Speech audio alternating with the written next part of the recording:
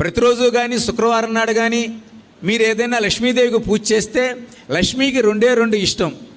తాను పుట్టినటువంటి పాల సముద్రం ఏదైతే ఉందో తన పుట్టిల్లు, అటువంటి పాలన గనక కొద్దిగా వెచ్చచేసి ఆ పాలన గనక అమ్మవారికి నివేదన చేస్తే లక్ష్మీదేవి ఎంతగానో పొంగిపోతుందట.